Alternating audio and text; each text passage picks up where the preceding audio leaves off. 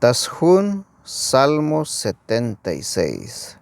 Tzalaw te Diose. Tatzeltal oshchoh tenejapa. Hichayal teshun Diose. Te Diose nabils bata Judá. Tesbile mux koplal ta'alel ta Israel. Te templo yuun ay tasbabit Sion. Ay ta Jerusalén. Te las kas'a te atejibaletik yuun guerra. Haik te mahkilaletik puñaletik. Timal te etik sok te atejibaletik yuune. Dios kuun. Mero bayala wutzila tukel. Mero kashem hich. Smukul a wutzilal a te bitil smukul yutzilal te vitzetik. Sbahtel kinal ayike. Te machatik mero mashivike. Layichik poh beyel spisil tesbilukik ta guerra. Te machatik tulan layak sbaik. Mayuk bihu yunik spasel. Wayik sventas lajibal vuelta. Te carreta etik sok te caballo etik. Kashel mashu yastis baik.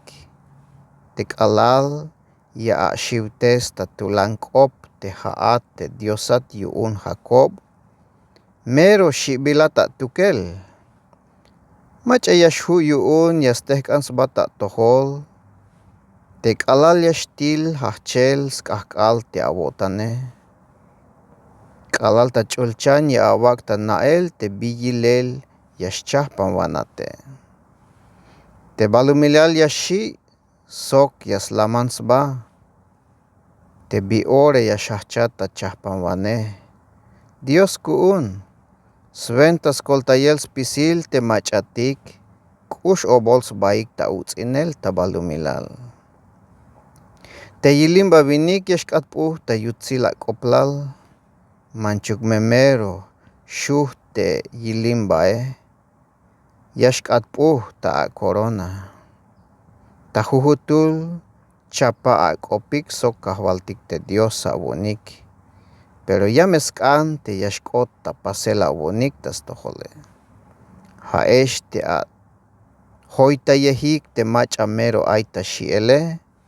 Ich beyaik tel smahtan. Melel ha yaslahimbey shkush lehal ahwaliletik. Sok yayak bey shivel temuk ahwaliletik tabalumilale. Bueno, at shantayang vuelta.